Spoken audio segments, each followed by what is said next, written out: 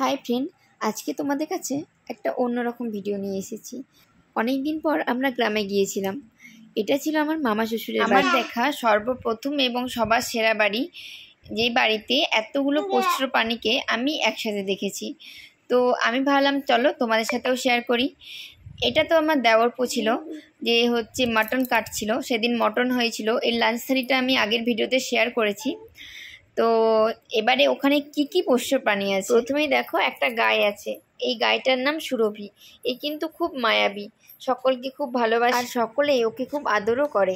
ওর জন্য খড় মানে ওর খাবার জিনিসটা স্থগিত করে রাখা আছে, আর ওর জন্য তৈরি হচ্ছে ঘাটা, ওর খাবার জিনিস।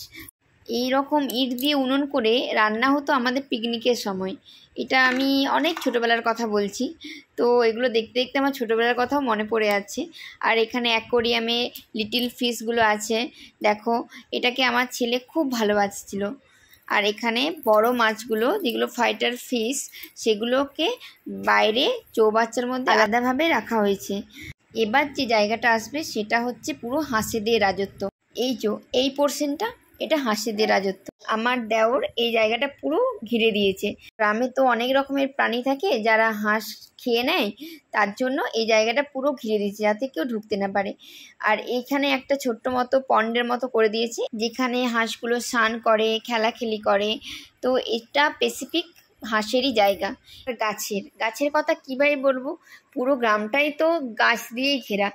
আর আমাদের বাড়িতে ছিল আম, কাঁঠাল, পেয়ারা গাছ। এগুলো তো মানে কমন, যেটা গ্রাম বাংলার প্রতিটা ঘরেই থেকে থাকে। আর শীতকালে প্রচুর সবজি চাষ করেছিল আর অনেক ফুল লাগিয়েছিল।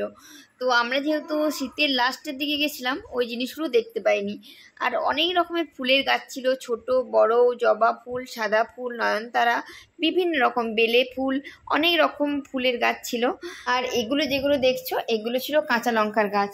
প্রচুর কাঁচা লঙ্কা ধরেছিল আর অনেক ফুলও ছিল। পুরো ঘরটা গাছ দিয়েই ঘেরা। আর এটা ছিল বাড়ির এন্ট্রেন্সটা।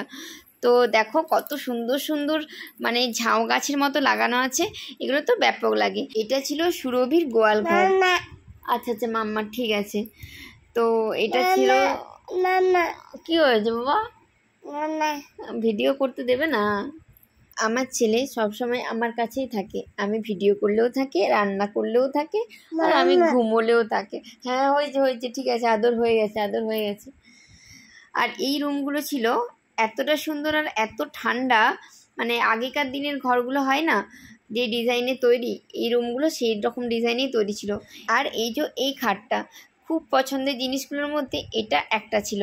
20 বছর আগের খাট। তোমাদের কি দেখে মনে হচ্ছে এটা 20 বছরের পুরো? আর এই রুমেরই ব্যালকনিতে ছিল পাখি, কত সুন্দর সুন্দর ছোট ছোট পাখিগুলো দেখো, আমার তো খুব ভালো লেগেছে। আর একটা জিনিস ছিল মতিকে আমি দেখাতে পারলাম না, কারণ মতি হয়তো বাইরে দিকে কোথাও গিয়েছে। তাই নেক্সট টাইম যখন আসবো অবশ্যই মতিকেও তোমাদেরকে দেখাবো। এক কথায় যাকে বলে সবুজে ঘেরা এমন একটা গ্রাম, যেখানে কান পাতলেই পাবেন হাজারো পাখির ডাক, সঙ্গে পাবেন মনোরম পরিবেশ। আরও হয়তো অনেক কিছুই আছে, কিন্তু একদিনে পুরোটা কভার করা পসিবল হয়নি। তো যাই হোক, আমার একটা সুন্দর মুহূর্ত আমি আপনাদের সাথেও শেয়ার করলাম। আপনাদের কেমন লাগে অবশ্যই জানাবেন।